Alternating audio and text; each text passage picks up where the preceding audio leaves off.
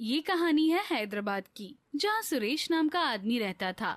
उसकी एक बेटी थी दिव्या। सुरेश चाय का स्टॉल लगाया करता था और उससे उसे जो भी पैसे आते थे वो उसे ही अपनी बेटी की पढ़ाई का खर्चा उठाता था। एक दिन उसकी बेटी दिव्या उसे कहती है, पापा पापा मुझे भी नए कपड़े चाहिए, कल स्कूल में फंक्शन है और सब बच्चे बहुत अच्छे अच्छे कपड़े पहन कर आएंगे और मेरे पास तो कुछ भी अच्छा नहीं है। बेटा तू चिंता मत कर, मैं पूरी कोशिश करूंगा कि मैं तेरे लिए सुंदर से कपड़े लेकर आ सकूं। अब तू खुश हो जा। वैसे भी तू जानती है तेरे पिता को तेरा उदास चेहरा पसंद नहीं है। दिव्या का पिता अपनी पूरी कोशिश करता है लेकिन वो अपनी बेटी की ख्वाहिश पूरी नहीं कर पाता। दिव्या भी अपने पिता की मजबूरी को समझ जाया करती थी। फिर दिव्या अपने पिता से कहती है, पापा आप मेरे लिए नए कपड़े लेकर आए हो क्या? बेटा चाय ज्यादा नहीं बिकी, थोड़े बहुत ही पैसे बच पाए और उनमें तेरे कपड़े नहीं आते। मैं अगली बार जरूर ला दूंगा, मुझे माफ कर दे बेटा। कोई बात नहीं पापा, तुम खाना खाकर सो जाओ, बहुत थक गए होंगे। दोनों बाप बेटी खाना खाकर सो जाते हैं। फिर एक दिन सुरेश के उल्टे हाथ में दर्द हो रहा था, लेकिन उसने अपनी बेटी को नहीं बताया और इस बात को ज्यादा गंभीर न लेते हुए ऐसे ही वो दर्द सह रहा था। एक दिन ज्यादा दर्द उठने के कारण वो बेहोश हो गया। दिव्या शाम को स्कूल से आती है तो देखती है, पापा पापा क्या हो गया आपको, उठो ना। दिव्या ये सब देखकर ज्यादा ही परेशान हो जाती है और आस पड़ोस के लोगों को इकट्ठा करके अपने पिता को हॉस्पिटल लेकर जाती है। इन्हें तो हार्ट अटैक आया है, इनके बचने के चांसेस बहुत कम है, पर आप हिम्मत मत हारिए, मैं पूरी कोशिश करूंगा।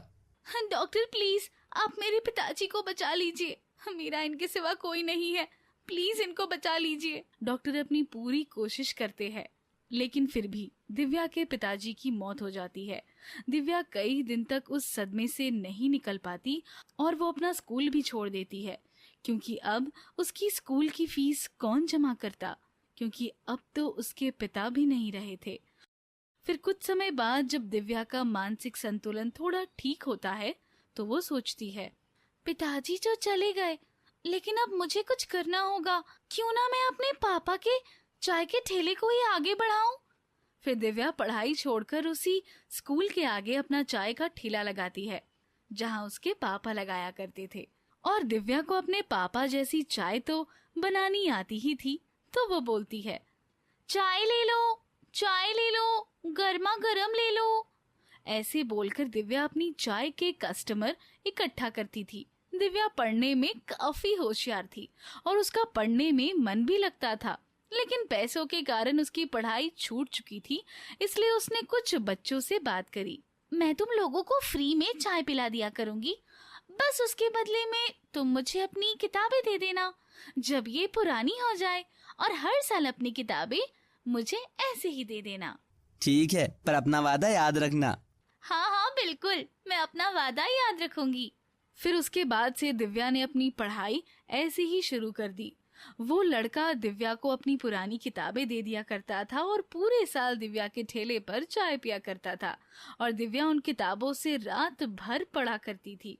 वो दिन में तो चाय बेचा करती थी और रात में पढ़ाई करती थी, पर उसके पास पैसे तो नहीं थे कि वो स्कूल के एग्जाम दे, पर वो हर साल एक कक्षा का सिलेबस कंप्लीट कर लिया करती थी।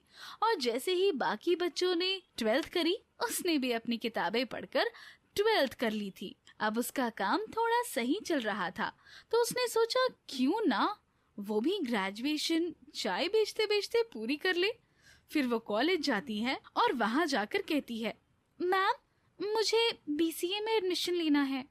ठीक है, आप ले लीजिए और साथ में आधी फीस भी जमा कर दीजिए। मैम मैं अपनी सारी फीस एक साथ तो नहीं जमा कर पाऊंगी, लेकिन 3 बार में कर दूंगी। मेरे पापा की डेथ हो गई है और अब मैं ही कमा रही हूँ और अपनी पढ़ाई भी पूरी कर रही हूँ।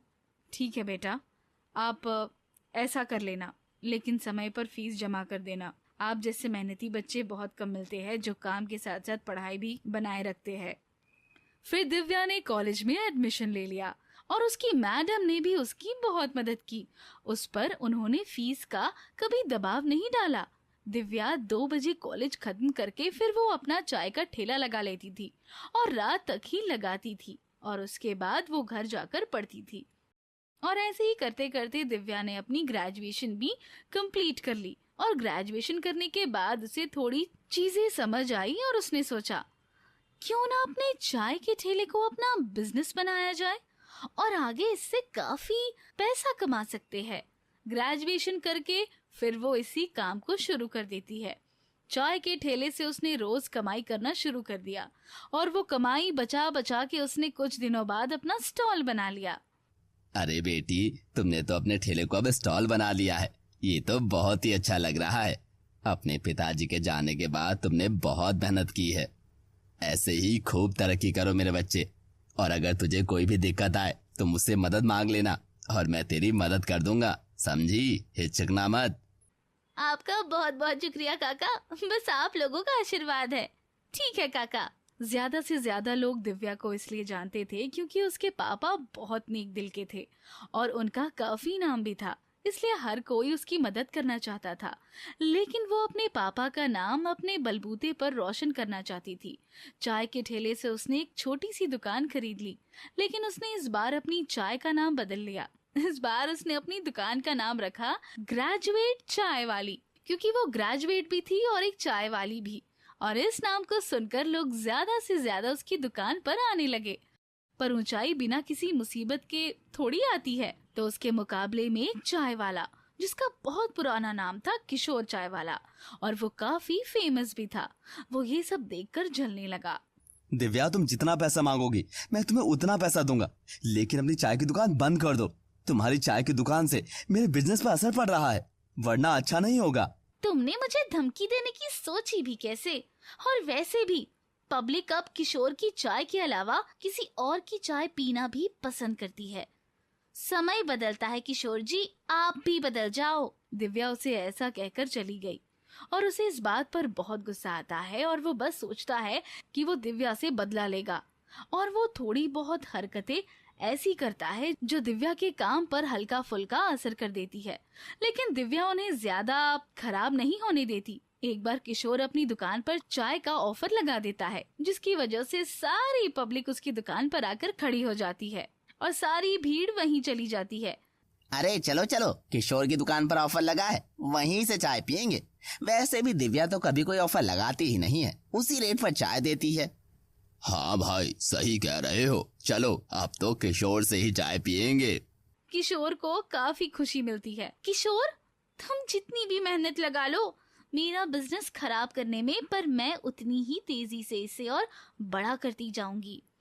फिर ग्रेजुएट चाय वाली भी अपनी दुकान पर ऑफर लगा देती है, एक चाय के साथ एक बिस्किट, जिससे पब्लिक किशोर की दुकान छोड़कर उसी की दुकान पर आ जाती है और दिव्या की तरकीब काम आ जाती है। किशोर और 2-4 बार ट्राई करता है दिव्या का काम खराब करने के लिए, पर दिव्या हर एक चीज सफाई से करती थी और वो छोटी सी दुकान से एक बड़ा सा कैफे बना लेती है और पब्लिक उसे और ज्यादा चाहने लगते हैं। किशोर भी फिर हार मान लेता है। ये लड़की बहुत टैलेंटेड है और इतनी मुसीबतों के बाद इसने नाम, पैसा और लोगों का दिल जीता है, तो मुझे भी अब कोई भी गलत काम नहीं करना चाहिए। वो अपनी दुकान विदेश में लगा लेता है और उस जगह पर दिव्या अपना कैफे चलाती है। फिर एक अच्छा बिजनेस चलाने के बाद दिव्या अपनी MBA की पढ़ाई भी आगे बढ़ाती है, लेकिन फिर भी वो अपनी दुकान का नाम ग्रेजुएट चाय वाली ही रखती है और वो अपने पापा का खूब नाम रोशन कर देती है।